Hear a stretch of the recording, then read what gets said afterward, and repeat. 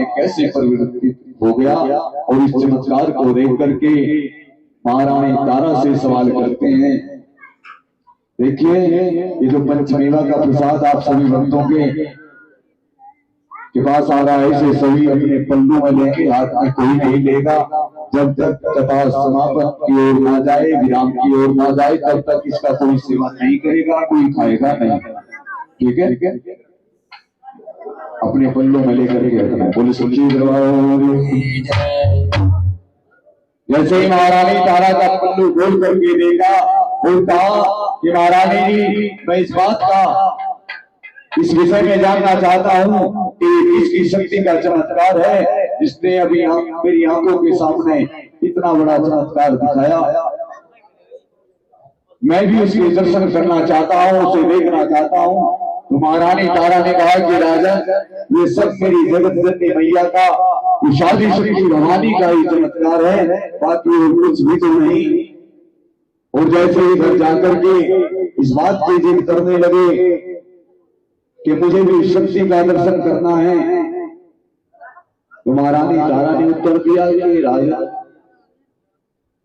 हे महाराज, आप ये कैसी दुर्भावना को अपने हृदय के अंदर पाल करके आए। शक्ति को आजमाया नहीं जाता, शक्ति को पूजा जाता है, शक्ति को ध्याया जाता है, नमस्कार किया जाता है। आप आजमाने की बात करते हैं, आप आजमाने का भाव लेकर के आए हैं। तो जैसे ही ये बात सुनी तो महारानी तारा ने तो सोचा कि ऐसे तो महाराज शायद नहीं मानेंगे। दोनों ने उनसे कहा कि आप एक काम कीजिए, अगर आप उस शक्ति का दर्शन करना ही चाहते हैं तो जो संसार में आपको सबसे प्रिय चीज होगी उसकी भेंट भगवती के श्री चरणों में आपको रखना है। जैसे ही इन शब्दों को सुना तो जब से म्यान से तलवार को खींचा और अपने इकलौते बेटे के शीश को धड़ से अलग कर दिया। कहिए जय जय जय माता। इस मंजर को देख करके महारानी तारा तिलकने लगी, रोने लगी, चिल्लाने लगी कि माँ, ऐसा कौन सा अपराध, कौन सी गलती मुझसे हुई जो आज मुझे इतनी बड़ी सजा दी।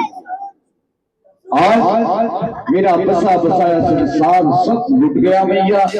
ऐसी कौन सी गलती मुझसे हुई जिसकी मुझे इतनी कड़ी परीक्षा देनी पड़ी, इतना बड़ा बलिदान मुझे करना पड़ा। और करुणा पुकार करती है, रुदन बचाती है, भगवती माता को बुलाती है कि माँ, आकर के मेरे संकट को डाल, ये दाती मुझ पे कृपा कर, मुझ पे कृपा कर। और माँ भगवती से विनय बार बार विनती करने लगी। अपने बेटे की उस हालत को देखती है, मांस के लोटवे को देख करके धरती में सर मार मार के रोने लगी, पीटने लगी, चिल्लाने लगी कि माँ, आज एक ऐसी गलती मुझसे हुई जिसका इतना बड़ा मुझे दर्द मिला। मेरे राजा मेरे लाल, तुझको मैं कहा मेरे राजा मेरे लाल, तुझको ढूंढूं मैं कहा मेरे राजा मेरे लाल, तुझको ढूंढूं मैं कहा मेरे राजा मेरे लाल। कोई जग में क्या है मेरा, एक तेरा सहारा वो भी झूठा। इस जग में क्या है मेरा, एक तेरा सहारा वो भी झूठा। दुनिया रूप किसे पति, मेरी अखियों के तारे अरे वापस आजा मेरे राजा मेरे लाल, तुझको ढूंढो मेरा मेरे राजा मेरे लाल, तुझको ढूंढो मैं कहा मेरे लाल। हे माँ, बार बार विनती करती, रुदन बचाती, भगवती माता को पुकारती, माँ तुझे तेरी बेटी का वास्ता, तुझे तेरी बेटी का वास्ता मैया, तुझे तेरी बेटी का वास्ता, आकर के मेरे इस दुख के संकट को टालो मेरी मैया, इस दुख की घड़ी को टालो मेरी रानी।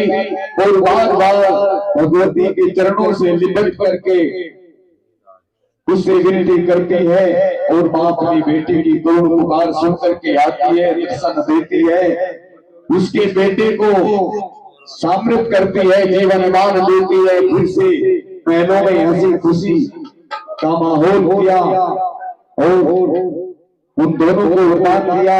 उसके साथ साथ एक वचन भी कहा कि राजा आज के बाद कोई भी भक्त मुझे ऐसी भेंट अर्पण नहीं करेगा और ना ही मैं उसे स्वीकार करूंगा। मैं स्वीकार करूंगी तो केवल ध्वजा नारियल नारियल चुपड़ी की भेंट स्वीकार करूंगी। कहिए जय माता दी। एक बार जिन्होंने जिनके सानिध्य में वर्षों से ये धार्मिक आयोजन होता आ रहा है, ये जगराता होता आ रहा है, उनसे निवेदन है कि वो एक मिनट के लिए भगवती के दरबार में आ जाए। बोलिए सच्चे दरबार की जय।